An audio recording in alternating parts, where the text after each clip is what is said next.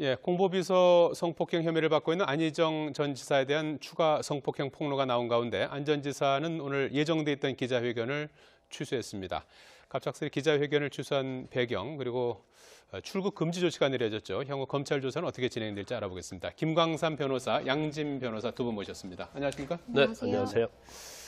자, 먼저 이 공보비서 성폭행 혐의를 받고 있는 안희정 전 지사 일단 지금 연락이 지금 안 돼 있고 소셜 미디어를 통해서 이제 간단히 입장을 밝힌 바가 있었는데 오늘 3시에 입장 발표를 하기로 해서 이제 뭐라고 할지 상당히 이제 궁금했었는데 갑자기 그는 취소했어요. 그렇습니다. 오늘 3시로 사실 기자회견이 예정이 돼 있었고 국민들 앞에서 그래도 일정 부분 이제 사과 의미를 좀 표명할 걸로 예상이 됐었습니다. 근데 그 사이에 돌발 변수가 나온 게 이제 추가 폭로자가 나왔거든요. 그 전에 이제 비서인 김지은 씨 외에 다른 사람이 추가 피해를 당했다라고 얘기를 나오면서 그러면서 했던 얘기가 뭐 성추행과 폭행을 당했다라는 얘기가 나왔거든요. 그렇기 때문에 아무래도 그 안희정 전 지사 입장에서는 그런 부분에 대한 해명까지도 사실 추가로 기자회견장에서 이루어져야 될 텐데 그 부분에 대해서 조금 시간이 필요하기 때문에 미룬 거 아니냐라는 이제 예측이 있고요. 안희정 전 지사 측에서 입장을 밝히기로는 이렇게 기자회견을 해서 입장 표명을 하는 것보다는 검찰에 먼저 출석을 해서 그 수사기관의 수사를 받는 게 먼저일 것 같아서 그래서 취소한 거다라고 공식적으로 이유를 밝히기는 했지만 하지만 뭐 많은 사람들이 생각하기에는 추가 폭로 때문에 아무래도 심적 부담이 있었고 그 부분에 대한 해명이 또 자칫 잘못하면 수사기관에서 수사를 받을 때 그게 또 본인에게 불리하게 발목을 잡을 수도 있으니까 좀 말을 아끼려는 거 아니냐라는 예측이 많습니다. 예, 그리고 조금 전 속보 저희가 전해드렸습니다마는 검찰이 이제 수사에 나섰는데 안희정 전 지사를 출국 금지시키고 이제 강제 조사에 착수한 거 아니겠습니까? 네. 출국 금지시켰다는 거는 이제 어떤 수사 단계입니까?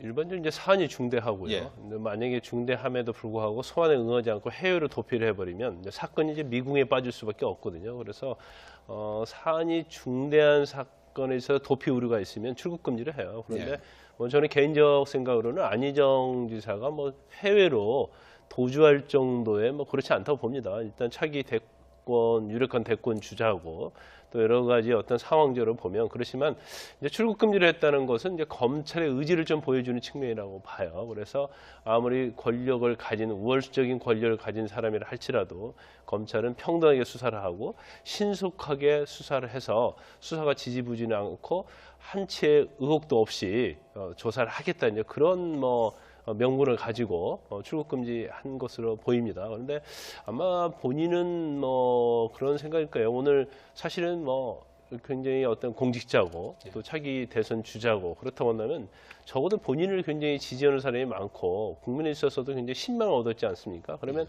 거기에 대해서 실망을 한 사람들에게는 적어도 공식으로 나와서 사죄를 하고 그런 게 맞다고 보는데 아까 양 변호사님께 말씀하신 것처럼 사죄를 정식으로 해도 엄청난 또 후폭풍에 시달리고요.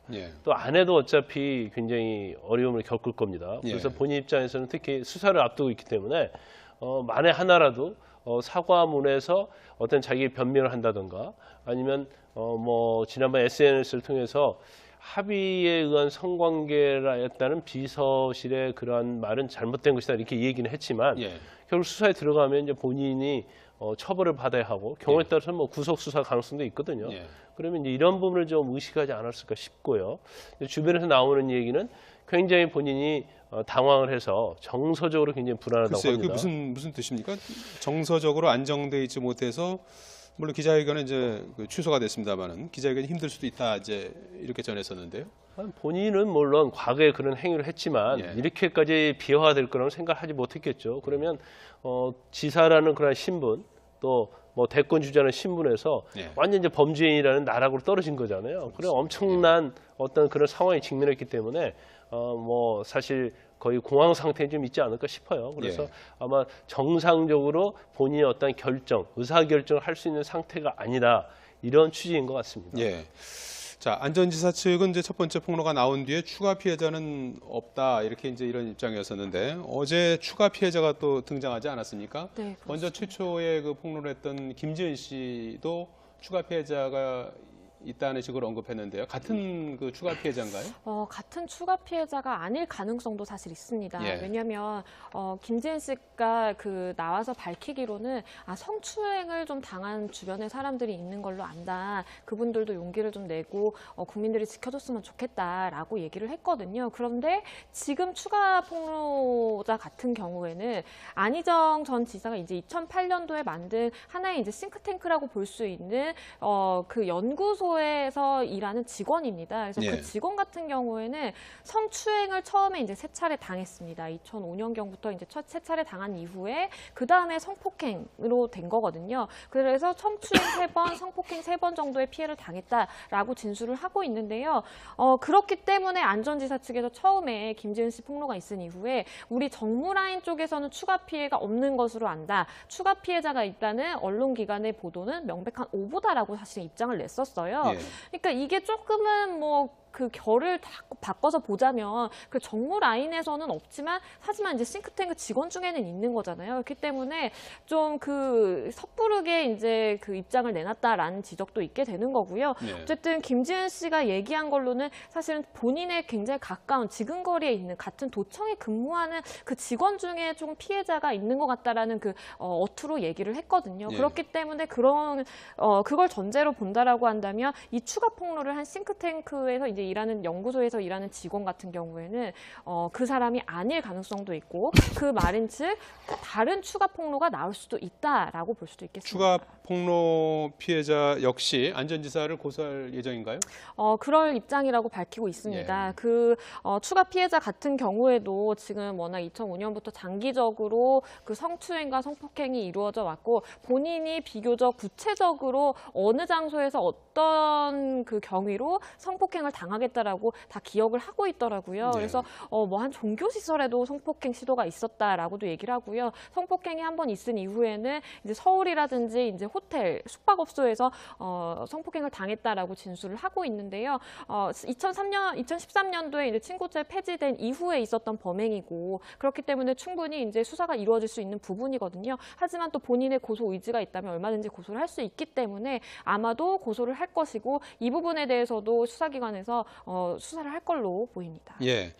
자, 이런 가운데 또 충격적인 내용이 오늘 김지은과 함께하는 사람들 성명서가 나오지 않았습니까? 네. 핵심적인 내용이 대선 경선 캠프에서 성폭력이 만연했다 이런 내용이에요. 구체적으로 어떤 일이 있었다는 거죠? 이 내용이 상당히 이제 충격적이라고 볼 수도 있겠습니다. 예. 왜냐하면 그때 당시 안희정 전 지사가 대선 경선 캠프 이제 활동을 한창 하고 있을 때 이미지가 굉장히 좋았잖아요. 그리고 민주주의, 인권 이런 가치에 대해서 늘 강조를 하고 했었는데 실질적으로 캠프 내에서는 성추행과 그리고 물리적인 폭력이 만연했다라는 거예요. 어떤 진술이 구체적으로 있냐면 노래방에 가서 누군가를 끌어안거나 허리춤에 손을 대는 이런 터치가 있었고 노래와 춤을 강요했고 심지어 어떤 사람들 같은 경우에는 폭행을 당했다는 거예요. 머리를 맞거나 뺨을 맞았지만 하지만 모두 우리가 우러러보는 대선 유력 주자인 안희정 전 지사였고 그리고 그 당시에는 우리가 이 사람을 대통령을 만들기 위해 모인 사람들이기 때문에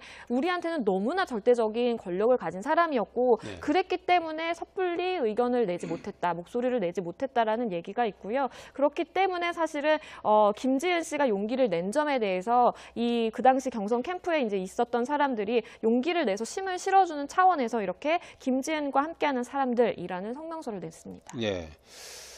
검찰 전담팀을 꾸려서 수사를 하고 있는데요. 어제 오후에는 범행 장소가 서울 물론 이제 여러 해외에서도 있었고 국내에서도 있었는데 마포에 있는 오피스텔 압수수색을 했어요. 거기서 이제 관련 CCTV 영상을 이제 압수를 한 건데 아직 뭐 영상을 확인한 상황은 아닌가요?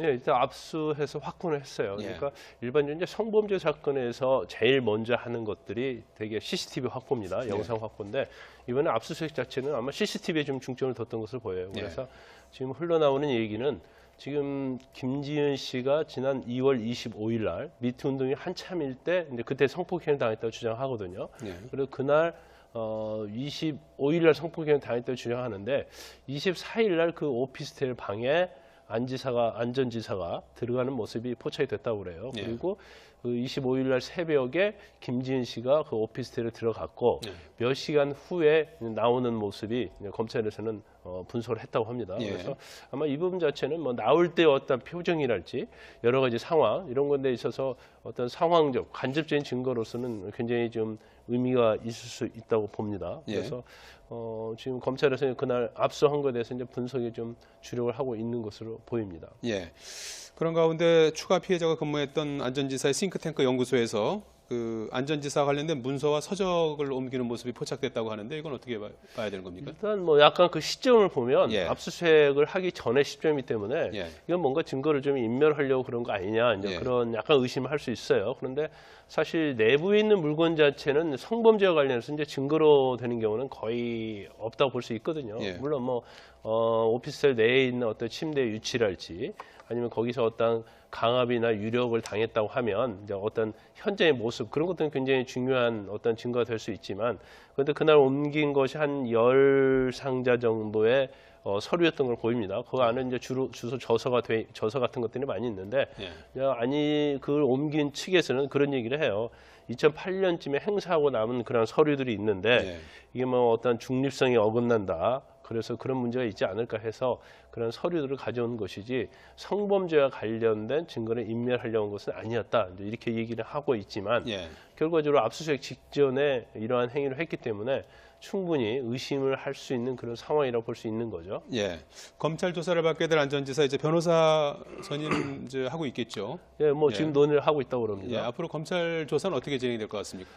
안 지사가 SN을 통해서 합의에 의한 성관계 그 부분에서는 좀 아니다는 식으로 얘기했어요. 그러면 언뜻 보면 이건 뭐 자백을 한 게 아닌가 이제 그런 생각을 할 수가 있는데 저는 개인적으로 생각으로는 아마 수사를 받게 되면 아마 합의에 의한 성관계였다. 그 유력이나 강압은 없었다. 이렇게 갈 가능성이 크다고 보거든요. 왜냐하면 일단 지금 김지은 씨만 해도 4번의 성폭행이 있었다고 주장을 하고 있잖아요.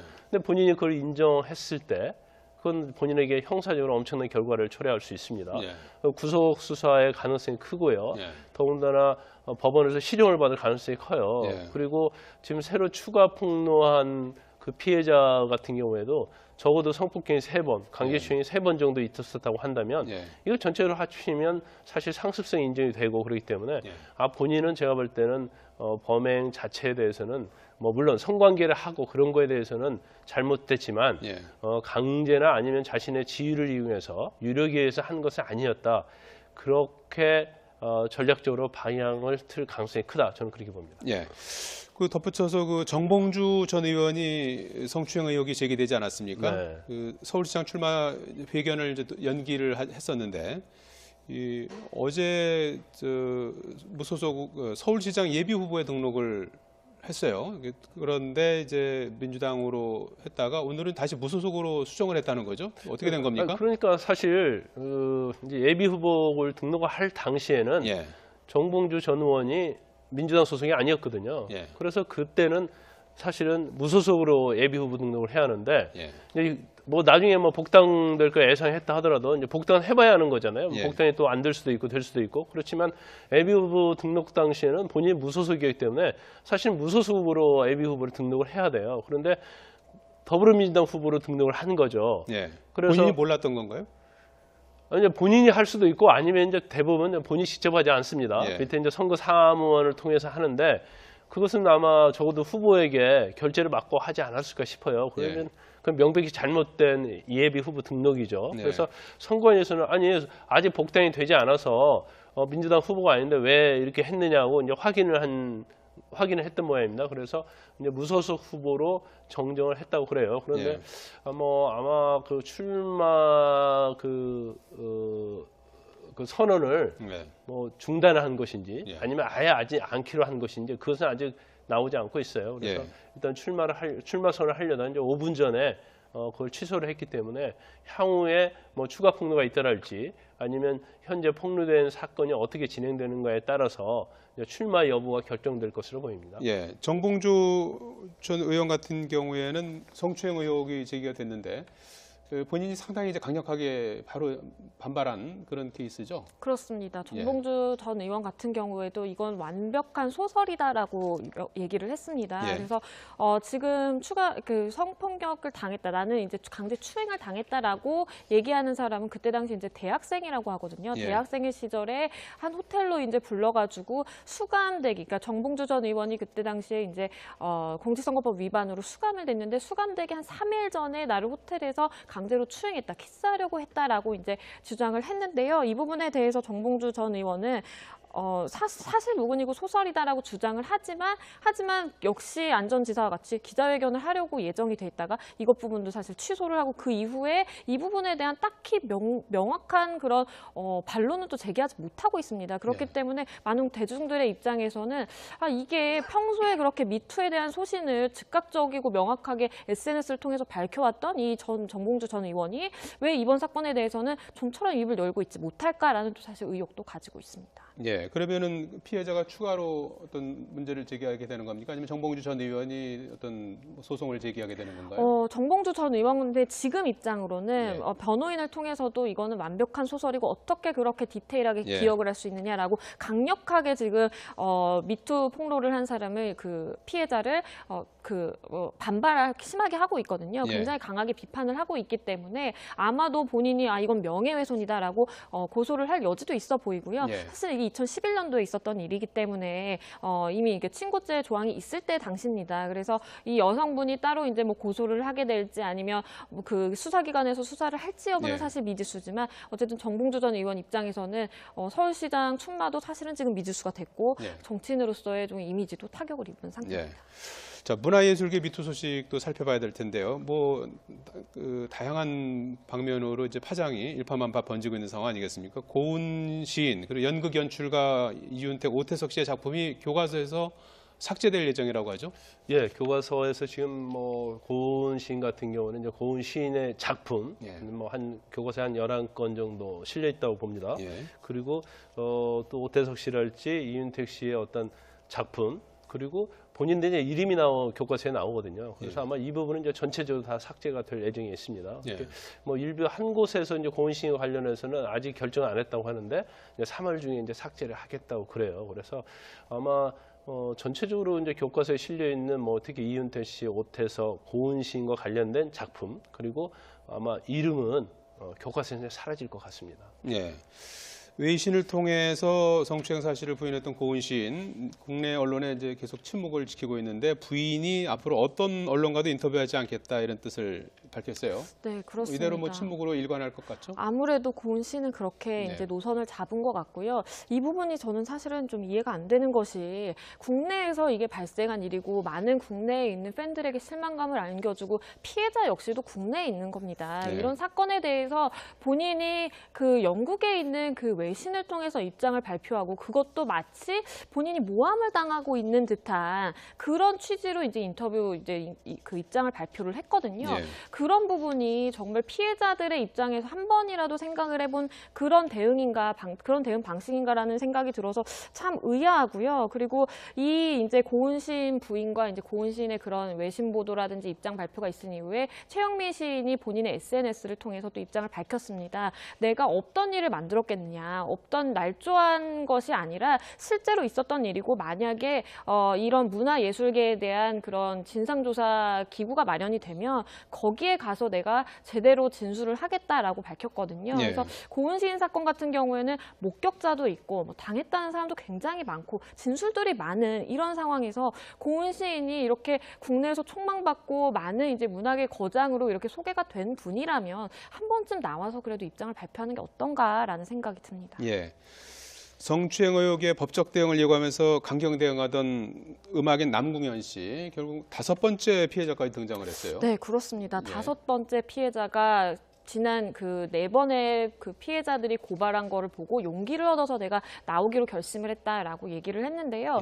이 5명의 피해 상황을 보면 굉장히 비슷합니다. 그 수법이 비슷하다라고도 표현을 할 수가 있겠는데요. 자신의 작업실, 집으로 불러서 사진이 필요하다, CG 작업이 필요하니까 너의 나체 사진을 보내달라, 아니면 직접 내가 그 나체를 찍겠다라고 하면서 굉장히 뭐 마사지도 시켰다고 하고요. 진술들과 그리고 그 집, 남궁현 씨의 집과 작업실에 대해서 진술하는 게 굉장히 상세합니다. 그렇기 때문에 어느 정도의 신빙성은 있게 이제 수사기관에서 볼 것이고, 그렇기 때문에 수사가 이루어질 수 있는 그 가능성이 높다라고 보는데요. 하지만 남궁현 씨는 그럼에도 불구하고 아직까지 본인은 결백하다라는 입장을 밝힌 이후에 아무런 입장을 표명하지 않고 있기 때문에 또 피해자들이 추가로 또 사실 나올 수도 있고, 지금 뭐 목격자도 나왔거든요. 남성 목격자는 남궁현 씨의 핸드폰에 다수의 여성 사진이 이제 몸 사진이 나와 있는 걸 봤다라고 한 목격자도 나왔거든요. 그래서 남궁현 씨에 관해서는 추가 피해 폭로가 또 더 있을 수도 있지 않을까라는 생각이 듭니다. 예. 본인은 이제 허위 사실 적시 명예훼손이고 민형사 고소를 하겠다는 입장인데 아직 소장은 접수하지 않은 상황이라고 해요. 접수하지 않았다고요? 이전에는 이제 변호사가 그 기자 인터뷰 통해서 언론에 좀 얘기를 했었어요. 이게 완전히 날조된 사실이다. 그래서 당연히 법적 대응한다 이렇게 취지로 갔었는데 4번째 피해자가 나오고부터 변호인과도 연락이 두절이 되고 그러면서 이제 잠잠해졌단 말이에요. 그것은 아마 처음에 피해자 나타났을 때 허위 사실이라는 명예훼손이랄지 법적 대응을 하겠다고 하면 결국 이제 자기의 진실성을 밝힐 수 있고, 근데 추가로 피해자가 나오지 않을 것이라 해서 굉장히 강한 그런 태도를 취한 거 보여요. 그런데 오히려 그런 태도 자체가 이제 다른 피해자들을 하여금 더 미투를 하게 만들었다고 봐요. 근데 사실 뭐 안희정 지사도 전 지사도 마찬가지고 지금 미투가 흘러가는 방향을 보면 처음에 누가 문제를 제기하면 가해자로 지목된 사람이 이걸 부인을 합니다. 그럼 부인을 하면 그걸 본 다른 피해자들이 분개를 해요. 그래서 계속적으로 나오는 이런 상황이 지금 계속 반복되고 있거든요. 그래서 남궁현 씨가 이제 전형적인 그런 경우죠. 이제까지 가해자로 지목된 사람 중에서 법적으로 강경하게 대응하겠다고 한 사람은 거의 남궁현 씨가 뭐 유일하다시피 했어요. 그렇지만 조민기 씨도 마찬가지고 뭐 조재현 씨라든지 이윤택 씨 다 마찬가지죠. 결과적으로 처음에 피해자가 나타나고 그대로 계속적으로 아주 들불처럼 나타나는 그런 경우가 생겼기 때문에 본인이 제가 볼 때는 이전에 처음에 그렇게 허위사실이라는 명예훼손을 하겠다는 그 입장을 그대로 유지하기는 좀 힘들 것이다 이렇게 봅니다. 자, 오늘 세계 여성의 날이기도 한데요. 정부가 직장과 문화예술계 성희롱 성폭력 근절 대책을 발표했습니다. 잠깐 요약한 내용 들어보시겠습니다. 이미 실명으로 미투 운동에 참여한 피해자에게 2차 피해가 가지 않도록 피해자들에게 실질적이고 즉각적으로 도움을 줄 수 있는 방안을 강화하겠습니다. 우월한 지위를 이용한 성희롱 성폭력 가해자에 대해 신속한 조사와 엄중한 법적 조치를 시행하겠습니다. 이것이 나라다운 나라가 할 일이고 정부가 국민 신뢰를 회복하는 길이라고 생각합니다. 자, 정부가 오늘 성폭력 근절 대책 좀 구체적인 내용도 있는데요. 이제 처벌을 좀 강화하고 이제 여러 가지 대책을 내놓았는데요. 어떤 대책이 필요하다고 보십니까? 사실은 이게 그 처벌을 강화하는 것도 필요하다고 보고요. 그리고 발표한 대책 중에는 공소시효가 늘어나는 부분도 있었습니다. 업무상 위력에 의한 간음죄 같은 경우 현행 7년의 공소시효인데 이걸 10년으로 늘리고, 그리고 업무상 위력에 의한 추행 같은 경우에는 현행 5년에서 이제 7년으로 연장하기로 한 내용도 포함이 됐고요. 그리고 말씀하신 것처럼 뭐 기존에 뭐 징역 5년 이하였던 거를 10년 이하, 정말 파격적이라고도 볼 수 있습니다. 2배가량을 확 늘린 거기 때문에 그 처벌을 명백하게, 그러니까 강력하게 하겠다라는 그 정부의 의지가 담겨 있는 것으로 보이고요. 그와 더불어서 저는 피해자들의 이제 2차 피해를 조금 방지하기 위한 대책도 함께 마련되면 상당히 좋겠다라는 생각이 듭니다. 그리고 안전지사에 대한 그 미투 운동을 한 그 김지은 씨 같은 경우에도 지금 언론에서 굉장히 선정적으로 지금 보도를 하는 경우도 있고, 그리고 뭐 일반 그냥 인터넷 커뮤니티상에서 뭐 이렇게 합성한 사진까지 퍼지면서 굉장히 많은 또 이제 추가 피해가 발생하고 있거든요. 그런 부분에 대해서는 또 정부가 2차 피해 가해자에 대해서는 또 엄벌하는 그런 대책도 필요하지 않나 싶습니다. 자, 검찰이 이명박 전 대통령에게 소환 통보한 지 이틀 지났는데요. 아직까지 확답을 하지 않고 있다고 해요. 지금 예정은 14일에 출석하라고 요구를 한 상태 아니겠습니까? 그리고 뭐 여러 가지 준비하고 있는 그런 상황인데 14일에 출석할까요? 어떻게 보십니까? 제가 볼 때는 출석 가능성이 많다고 봐요. 예. 왜냐하면 8일이나 남겨놓은 시점에서 통보를 했고요. 또 사실은 뭐 갑자기 수사를 해서 갑자기 소환하는 게 아니잖아요. 이전부터 계속 오랫동안 단계적으로 수사를 하면서 이제 추가적인 범죄 사실이 계속 나왔기 때문에 그 범죄 사실에 대해서는 본인들이 아마 다 준비를 했을 거라고 봐요. 그래서 8일이나 남겨둔 상태에서 소환을 했는데 시간이 모자란다. 그것은 좀 뭐 말이 되지 않을 것 같고 예. 아마 그런데 이제 이런 부분이 있을 수 있죠. 검찰이 소환한 날짜에 호락호락 가는 것이 기싸움에서 지는 것이 아니냐. 예. 그래서 소환 일자를 좀 변경을 해야 하지 않느냐 이제 그런 생각을 좀 하고 있는 것 같아요. 그런데 검찰에서는 못을 박았습니다. 변경은 불가능하다.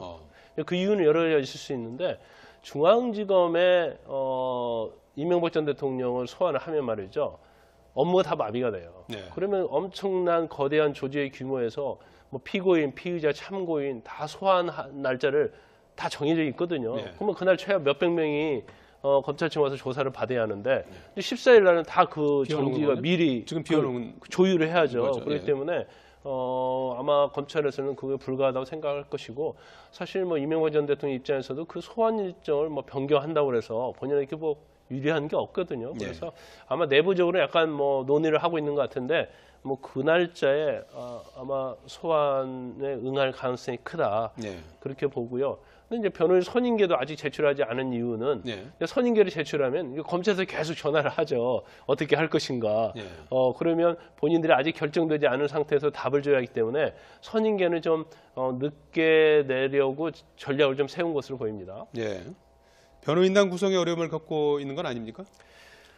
일단 외부에서 변호인을 영입해서 하려면 굉장히 어려울 거예요. 일단은 뭐 변호인 자체도 굉장히 부담을 가질 것이고 일부 언론에는 뭐 변호사 비용의 문제가 있어서 대형 로펌을 선임하지 못했다 이제 이런 얘기가 나오는데 지금 사실 뭐 다스와 관련된 부분도 수조고 차명재산도 뭐 엄청나게 많은 걸로 알려져 있잖아요. 그래서 그것은 그렇지 않은 것 같고 단지 대형 로펌이랄지 아니면 그래도 경력이 있는 변호사를 선임하려고 하면 변호사 비용도 많이 들겠지만 변호사가 어떻든 간에 의뢰인에게 좀 우호적이하지 않겠습니까? 그런데 아마 변호사들이 상당히 이름이 알려진 변호사들은 사건을 좀 꺼려하지 않나 싶고요. 그렇다고 한다면 이명박 전 대통령과 친분이 있는 그런 변호사들이 변론을 하는 게 맞다고 결론을 내린 것 같고 그 변호사들이 모여서 지금 새로운 로펌을 만들어서 대응하기 위한 절차를 밟고 있다고 그러기 때문에 아마 측근들에 의해서 구성된 변호인단을 구성할 가능성이 크다고 봅니다. 조사 방식이라든지 예우 이런 거는 이제 얼마 전에 있었던 박근혜 전 대통령의 사례를 많이 참고하겠죠? 네, 그럴 것 같습니다. 아까도 잠시 말씀을 해주셨지만 이게 전직 대통령을 소환해서 조사를 하려면 경호라든지 굉장히 신경 쓸 게 많습니다. 지금 말씀하신 것처럼 이명박 전 대통령 같은 경우에는 전직 대통령 예우에 대한 법률에 따라서 이제 예우를 받고 있는 지금 신분상의 이제 지위가 있고 그렇기 때문에 경호 라인부터 해가지고 그때 어떤 동선으로 어떻게 조사실에 가서 조사를 받을지부터 그리고 일반인 출입을 어디까지는 하고 막고 또 기자들도 뭐 그날 이렇게 비표를 받고 그 박근혜 전 대통령 그 소환을 했을 때 그랬거든요. 그래서 그런 방식을 아마 따를 것 같고요. 그리고 아무래도 이렇게 움직임이 힘들다 보니까 한 번에 다 몰아서 이제 조사를 해야 되겠죠. 그래서 아무래도 한 번 소환되면 뭐 장시간 밤샘 조사도 가능하지 않을까 싶습니다. 지금까지 김광삼 변호사, 양지민 변호사 두 분 수고해 주셨습니다. 고맙습니다. 있었고 국내에서도 있었는데 마포에 있는 오피스텔 압수수색을 했어요. 거기서 이제 관련 CCTV 영상을 이제 압수를 한 건데 아직 뭐 영상을 확인한 상황은 아닌가요?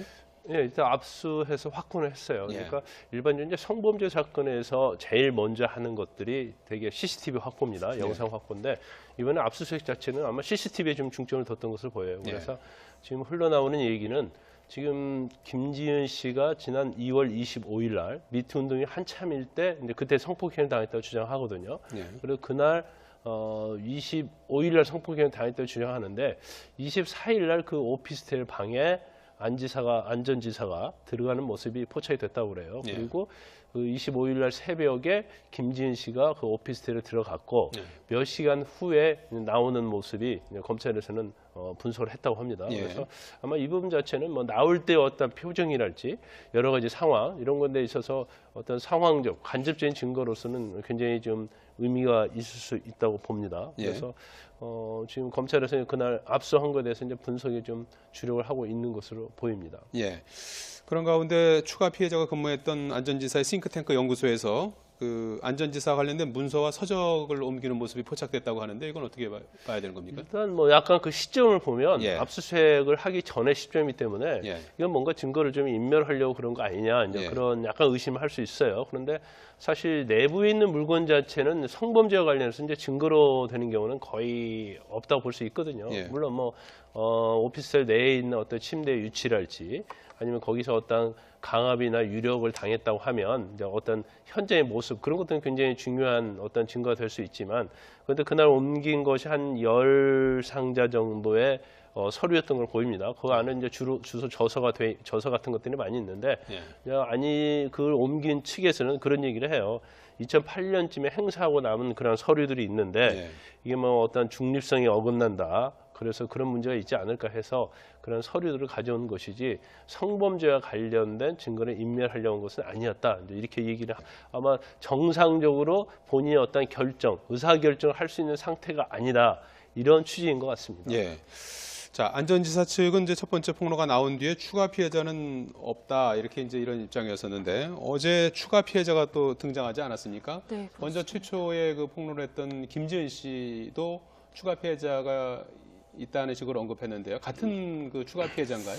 같은 추가 피해자가 아닐 가능성도 사실 있습니다. 예. 왜냐하면 김지은 씨가 그 나와서 밝히기로는 성추행을 좀 당한 주변에 사람들이 있는 걸로 안다. 그분들도 용기를 좀 내고 국민들이 지켜줬으면 좋겠다라고 얘기를 했거든요. 그런데 지금 추가 폭로자 같은 경우에는 안희정 전 지사가 이제 2008년도에 만든 하나의 이제 싱크탱크라고 볼 수 있는 그 연구소에서 일하는 직원입니다. 그래서 예. 그 직원 같은 경우에는 성추행을 처음에 이제 3차례 당했습니다. 2005년경부터 이제 세 차례 당한 이후에 그 다음에 성폭행으로 된 거거든요. 그래서 성추행 3번, 성폭행 3번 정도의 피해를 당했다라고 진술을 하고 있는데요.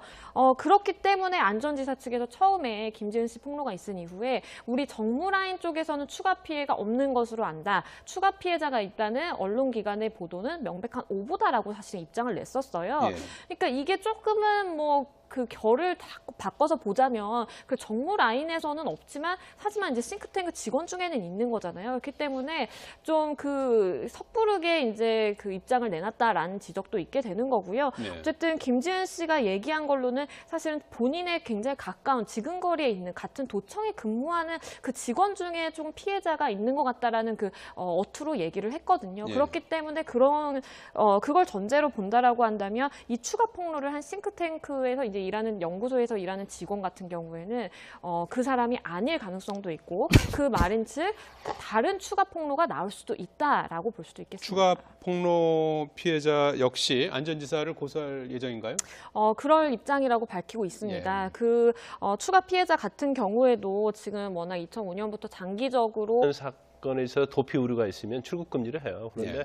뭐 저는 개인적 생각으로는 안희정 지사가 뭐 해외로 도주할 정도의 뭐 그렇지 않다고 봅니다. 일단 차기 유력한 대권 주자고 또 여러 가지 어떤 상황적으로 보면 그렇지만 이제 출국 금지를 했다는 것은 이제 검찰의 의지를 좀 보여주는 측면이라고 봐요. 그래서 아무리 우월적인 권력을 가진 사람이라 할지라도 검찰은 평등하게 수사를 하고 신속하게 수사를 해서 수사가 지지부진하지 않고 한치의 의혹도 없이 조사를 하겠다 이제 그런 명분을 가지고 출국 금지한 것으로 보입니다. 그런데 아마 본인은 그런 생각일 거예요. 오늘 사실은 굉장히 어떤 공직자고 또 차기 대선 주자고 그렇다고 한다면 적어도 본인을 굉장히 지지하는 사람이 많고 국민에 있어서도 굉장히 신망을 얻었지 않습니까? 그러면 거기에 대해서 실망을 한 사람들에게는 적어도 공식으로 나와서 사죄를 하고 그런 게 맞다고 보는데 아까 양 변호사님께서 말씀하신 것처럼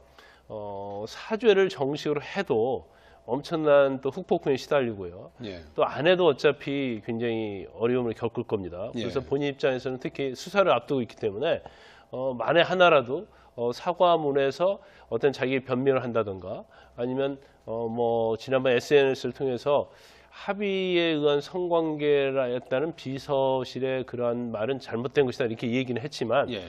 결국 수사에 들어가면 이제 본인이 처벌을 받아야 하고 경우에 예. 따라서는 뭐 구속 수사 가능성도 있거든요. 예. 그러면 이제 이런 부분을 좀 의식하지 않았을까 싶고요. 주변에서 나오는 얘기는 굉장히 본인이 당황을 해서 정서적으로 굉장히 불안하다고 글쎄요, 합니다. 그 무슨 뜻입니까? 정서적으로 안정돼 있지 못해서 물론 기자회견은 이제 취소가 됐습니다만은 기자회견이 힘들 수도 있다 이제 이렇게 전했었는데요.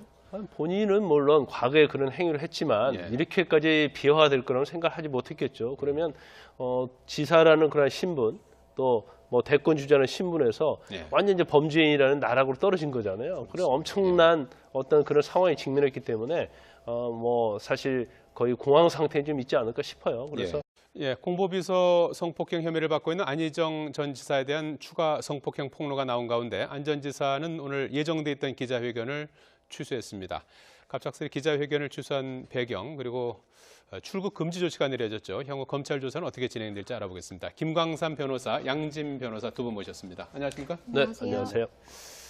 자, 먼저 이 공보비서 성폭행 혐의를 받고 있는 안희정 전 지사 일단 지금 연락이 지금 안 돼 있고 소셜 미디어를 통해서 이제 간단히 입장을 밝힌 바가 있었는데 오늘 3시에 입장 발표를 하기로 해서 이제 뭐라고 할지 상당히 이제 궁금했었는데 갑자기 그는 취소했어요. 그렇습니다. 오늘 3시로 사실 기자회견이 예정이 돼 있었고 예. 국민들 앞에서 그래도 일정 부분 이제 사과 의미를 좀 표명할 걸로 예상이 됐었습니다. 예. 근데 그 사이에 돌발 변수가 나온 게 이제 추가 폭로자가 나왔거든요. 예. 그 전에 이제 비서인 김지은 씨 외에 다른 사람이 추가 피해를 당했다라고 얘기를 나오면서 그러면서 했던 얘기가 뭐 성추행과 폭행을 당했다라는 얘기가 나왔거든요. 그렇기 때문에 아무래도 그 안희정 전 지사 입장에서는 그런 부분에 대한 해명까지도 사실 추가로 기자회견장에서 이루어져야 될 텐데 그 부분에 대해서 조금 시간이 필요하기 때문에 미룬 거 아니냐라는 이제 예측이 있고요. 안희정 전 지사 측에서 입장을 밝히기로는 이렇게 기자회견을 해서 입장 표명을 하는 것보다는 검찰에 먼저 출석을 해서 그 수사기관의 수사를 받는 게 먼저일 것 같아서 그래서 취소한 거다라고 공식적으로 이유를 밝히기는 했지만 하지만 뭐 많은 사람들이 생각하기에는 추가 폭로 때문에 아무래도 심적 부담이 있었고 그 부분에 대한 해명이 또 자칫 잘못하면 수사기관에서 수사를 받을 때 그게 또 본인에게 불리하게 발목을 잡을 수도 있으니까 좀 말을 아끼려는 거 아니냐라는 예측이 많습니다. 예, 그리고 조금 전 속보 저희가 전해드렸습니다만은 검찰이 이제 수사에 나섰는데 안희정 전 지사를 출국 금지시키고 이제 강제 조사에 착수한 거 아니겠습니까? 네. 출국 금지시켰다는 거는 이제 어떤 수사 단계입니까?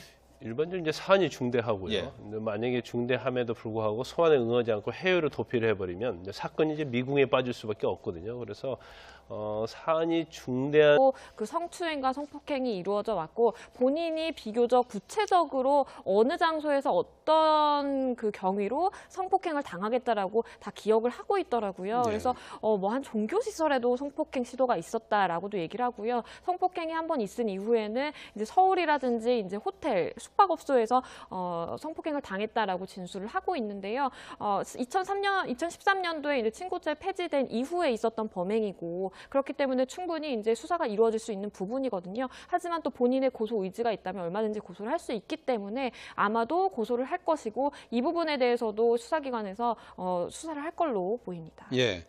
자, 이런 가운데 또 충격적인 내용이 오늘 김지은과 함께하는 사람들 성명서가 나오지 않았습니까? 네. 핵심적인 내용이 대선 경선 캠프에서 성폭력이 만연했다 이런 내용이에요. 구체적으로 어떤 일이 있었다는 거죠? 이 내용이 상당히 이제 충격적이라고 볼 수도 있겠습니다. 예. 왜냐하면 그때 당시 안희정 전 지사가 대선 경선 캠프 이제 활동을 한창 하고 있을 때 이미지가 굉장히 좋았잖아요. 그리고 민주주의, 인권 이런 가치에 대해서 늘 강조를 하고 했었는데 실질적으로 캠프 내에서는 성추행과 그리고 물리적인 폭력이 만연했다라는 거예요. 어떤 진술이 구체적으로 있냐면 노래방에 가서 누군가를 끌어안거나 허리춤에 손을 대는 이런 터치가 있었고 있었고 노래와 춤을 강요했고 심지어 어떤 사람들 같은 경우에는 폭행을 당했다는 거예요. 머리를 맞거나 뺨을 맞았지만 하지만 모두 우리가 우러러보는 대선 유력 주자인 안희정 전 지사였고 그리고 그 당시에는 우리가 이 사람을 대통령을 만들기 위해 모인 사람들이기 때문에 우리한테는 너무나 절대적인 권력을 가진 사람이었고 네. 그랬기 때문에 섣불리 의견을 내지 못했다, 목소리를 내지 못했다라는 얘기가 있고요. 그렇기 때문에 사실은 김지은 씨가 용기를 낸 점에 대해서 그 당시 경선 캠프에 이제 있었던 사람들이 용기를 내서 힘을 실어주는 차원에서 이렇게 김지은과 함께하는 사람들이라는 성명서를 냈습니다. 예. 검찰 전담팀을 꾸려서 수사를 하고 있는데요. 어제 오후에는 범행 장소가 서울, 물론 이제 여러 해외에서도